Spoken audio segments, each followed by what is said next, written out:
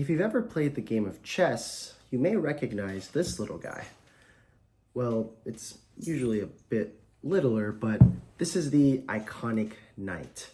Just looking at how it moves across a chessboard, it's easy to see why it's come to be known as the master of deception.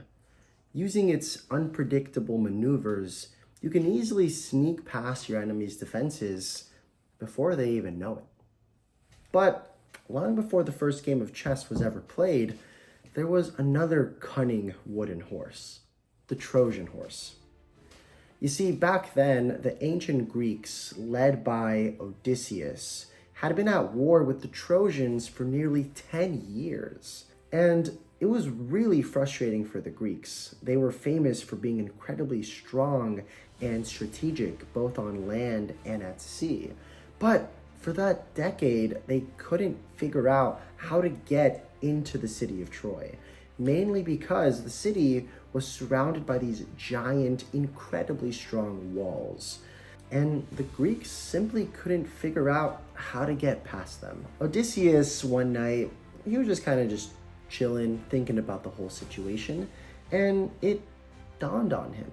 He thought, okay, so we can't get over the walls, we can't break past the walls, but what if we can get through them without the Trojans even knowing? At this point in the story, you may be thinking that Odysseus is talking about ninjas. While unfortunately he did not turn his entire soldiers into an army of ninjas, that would have definitely been pretty cool. But instead, he goes up to his soldiers and he's like, all right, guys, I have an idea. What if we pretend to lose, right? Okay, so we're not actually gonna lose. We're just gonna tell them that we're giving up, right? And usually when, one side of a war gives up or loses, they have to give the winning country a gift. So what if we give them like a giant horse? I'm talking like 20, 25 feet. Why would they say no to that, right? It's pretty cool. It's a giant horse, but it'll be just big enough for us to hollow it, right? To empty it inside, and for some of us to fit inside of it.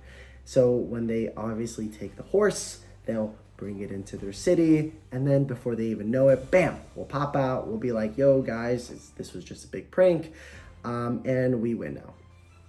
And that's exactly what the Greeks did. They built the Trojan horse, they rolled it up to the walls of Troy, and they were like, yo, Trojans, you guys are pretty strong, we give up.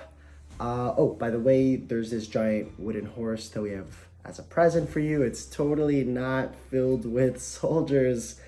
Anyways, bye. So the Trojans, they looked around, they were like, let's go. That we win. This is amazing. So they obviously bring the Trojan horse in past the walls to the city of Troy.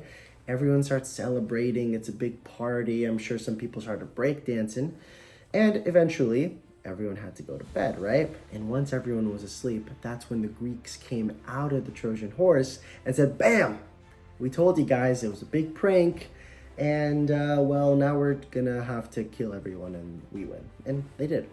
That's exactly what happened. And so the story of the Trojan horse lives on as a cautionary tale of being too trusting against giant wooden presents.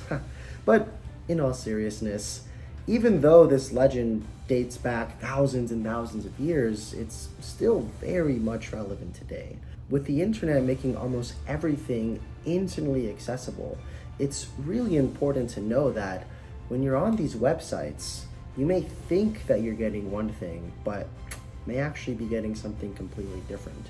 So when you're downloading that game or you're browsing that sketchy websites, just remember, you may be letting a Trojan horse sneak past your defenses.